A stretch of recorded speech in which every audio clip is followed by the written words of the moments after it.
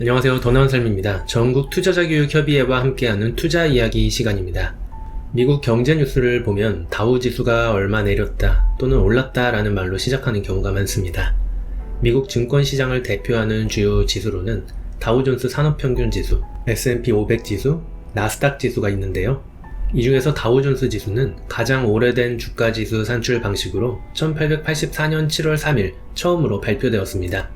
이후 1896년 5월부터 주요 산업 주식 12개의 주가를 일일 평균으로 계산하여 지수화하였죠. 그렇게 1916년에 8개, 1928년에 10개의 주식을 추가하여 총 30개의 종목으로 운영 중입니다. 오늘날의 다우지수에는 마이크로소프트, 애플, 인텔, 존슨앤존슨, 월트 디즈니, JP모건 체이스, 코카콜라, 나이키와 같이 미국을 대표하는 우량 기업들이 포함되어 있습니다. 다우존스 지수가 처음 만들어졌던 당시에는 40.94포인트였지만 2020년에 3만 포인트를 넘어서 현재에 이르고 있습니다.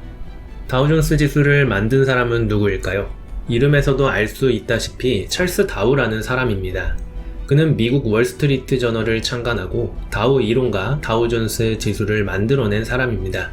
찰스 다우는 1851년 미국 코네티컷에서 가난한 농부의 아들로 태어났습니다. 6살 때 아버지를 여윈 그는 어린 시절부터 생계를 위해 각종 직업을 전전해야 했죠. 그는 18살 때 지역 신문사에 입사해 기자가 됩니다. 기자가 된 그는 산업 현장을 누비며 다양한 사회 경험을 쌓았습니다. 금광과 은광을 누비며 현지 탐사 보도를 했고 철도회사 증기선 업체에 관한 기사도 많이 썼죠. 그러다 그는 뉴욕 특파원 생활을 하게 됩니다. 당시는 뉴욕의 증권거래소가 성장하며 미국 경제의 새로운 움직임이 나타나던 시기였습니다. 그는 증권거래소에 매료되었고 이곳에서 주식의 시세를 연구합니다. 그리고 곧 증권 전문지를 만들기로 결심하고 회사를 그만둡니다. 그는 금융인 찰스 밀포드 버그스트레서, 동료 기자 에드워드 존스와 함께 회사를 설립하고 주식 정보지 더 커스터머 애프터눈 레터를 만들었죠. 이후 이 정보지는 월스트리트 저널로 이름을 바꾸었는데 지금까지도 미국을 대표하는 신문 중 하나입니다. 찰스 다우는 칼럼니스트로서 자신이 창간한 주식 정보지를 통해 주식시장에 대한 자신의 통찰과 의견을 활발하게 제시하였습니다. 또한 그는 다우존스 지수를 개발한 것과 더불어 다우 이론이라는 독특한 주장을 펼치기도 했는데요. 혹시 주가는 추세를 타고 움직인다는 이야기 들어보셨나요? 시장의 변화 추세를 읽고 가격 추세에 맞게 투자해야 한다고 이야기하는 것의 원조가 바로 찰스 다우입니다. 최초의 기술적 분석이라고도 불리는 다우 이론은 찰스 다우가 썼던 여러 칼럼을 통해 지금까지 전해지고 있습니다. 투자를 위한 분석 방법으로는 크게 기본적 분석과 기술적 분석이라는 두 가지 방법으로 구분할 수 있습니다. 기본적 분석은 자신이 투자하는 투자 대상의 내재적 가치를 분석하여 미래의 가격을 예측하는 방법이고, 기술적 분석은 자신이 투자하는 투자 대상의 가격 움직임을 분석하여 미래의 가격을 예측하는 방법입니다. 기본적 분석은 기업의 본질적인 가치를 분석 대상으로 삼고 이를 통하여 저평가된 주식을 찾을 수 있다고 믿습니다. 기업의 재무제표를 기본으로 하기에 객관적인 평가가 가능하며 가치평가 모형이라는 과학적이며 학술적인 분석 방법을 활용하기에 상당한 설득력을 지니고 있습니다. 하지만 배우기가 어렵다는 단점이 있습니다. 회계학, 재무관리, 투자론, 경제학 등 웬만한 전문가 못지않은 지식이 필요합니다. 일반 투자자 입장에서 이 모두를 짧은 시간에 배워서 투자에 활용하기가 쉽지 않습니다. 반면 기술적 분석은 주가의 움직임을 보면서 주식의 시세를 예측하는 방식입니다. 현재 가격에 모든 정보가 반영되어 있다고 봅니다. 그러니 기업을 분석하는 것보다 가격 그 자체의 움직임을 분석하는 것이 의미 있다는 것이죠. 이러한 기술적 분석은 차트를 가지고 추세, 지지와 저항, 갭, 패턴 분석, 이동평균, RSI, MACD 등을 만들어 분석합니다. 하지만 결국 주가는 누군가가 주식을 사고 팔아야만 변화합니다. 그 이야기는 시장에 참여하는 투자자들의 심리와 주식시장의 분위기가 무엇보다 중요하다는 것을 의미하죠. 그렇다면 다우 이론에서는 어떤 내용을 다루고 있을까요? 다우 이론은 주가의 움직임과 주식시장에 반복되는 패턴 및 추세를 분석하여 체계적으로 정리하였습니다. 기본적으로 주가가 일단 어떤 방향을 잡으면 그 추세가 꺾여 반대 방향으로 전환하는 신호가 나타날 때까지는 관성적으로 그 방향을 유지한다는 가설입니다. 즉, 주식시장은 무작위로 움직이는 것이 아니라 주기적인 추세에 의해 영향을 받는다고 말합니다. 즉, 추세를 따라 투자해야 한다는 것을 강조하죠. 추세에 따라 시장은 강세시장과 약세시장으로 구분할 수 있습니다. 다우 이론은 3개의 추세와 6개의 국면으로 구분하는데 이는 기술적 분석의 모태가 됩니다. 찰스 다우는 이러한 분석을 통해 1929년 미국 증권시장의 붕괴를 예언하기도 했죠. 이후 그가 예상한 대로 시장은 급격히 붕괴되었고 사람들은 다우 이론에 관심을 기울이기 시작했습니다. 강세시장과 약세시장에 대해 좀 더 자세히 알아볼까요? 강세시장은 매집, 도약, 과열 등 3단계로 이루어집니다. 첫 번째 단계는 매집 단계입니다. 경제, 산업, 기업 환경, 주식시장 등 모든 여건이 회복되지 못한 상태에서 대부분 사람들은 전망이 어둡다고 예상합니다.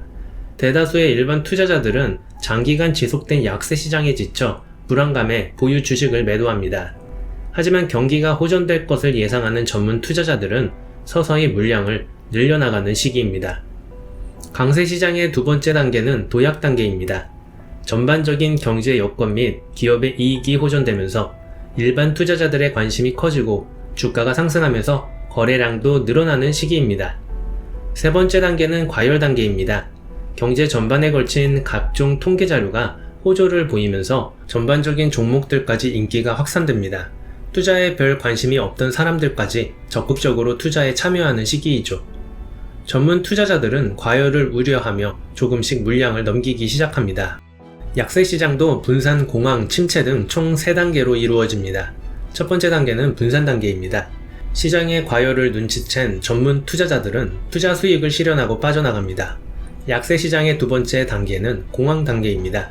경제 전반에 대한 각종 통계치가 악화되어 주식을 매도하려는 일반 투자자들의 마음이 조급해지기 때문에 주가는 급격하게 하락합니다. 공황 이후에는 오랜 회복 기간이나 가격의 횡보 상태가 이어집니다. 세 번째 단계는 침체 단계입니다. 공황 단계에서 미처 처분하지 못한 일반 투자자들의 실망 매물이 출현하면서 투매 양상을 나타냅니다. 하락폭은 점점 낮아지지만 시장에는 여전히 부정적인 정보가 가득하기 때문에 침체된 상태이죠. 결국 시장의 흐름은 매집, 도약, 과열, 분산, 공황, 침체, 매집, 도약, 과열, 분산, 공황, 침체를 반복하게 됩니다. 다우 이론에도 물론 한계점이 존재합니다. 다우 이론은 주식시장을 바라보는 방식을 혁명적으로 바꿨습니다. 개별 종목의 가격과 정보에만 의존하던 투자 관행에서 시장 가격의 평균이라는 개념을 가져오면서 시장 전체 추세를 파악하며 투자하는 방식이 도입되었습니다. 하지만 다우 이론은 현재 진행 중인 추세를 확인할 수 있지만 이 추세가 언제까지 계속될지, 추세의 변화가 언제 나타날지는 정확하게 파악하기 어렵습니다. 쉽게 말해 우상향 추세가 지속하는 것으로 보아 매수를 했지만 이내 상승 추세가 하락 추세로 전환되어 버리면 고점에 매수한 것이 되어버린다는 의미입니다. 즉 추세가 반전되었다는 것을 확인하는 시점이 늦어 실제 투자에는 큰 도움이 되지 않기도 합니다. 그렇다면 투자를 잘하기 위해서 어떤 투자 분석 방법이 좋을까요?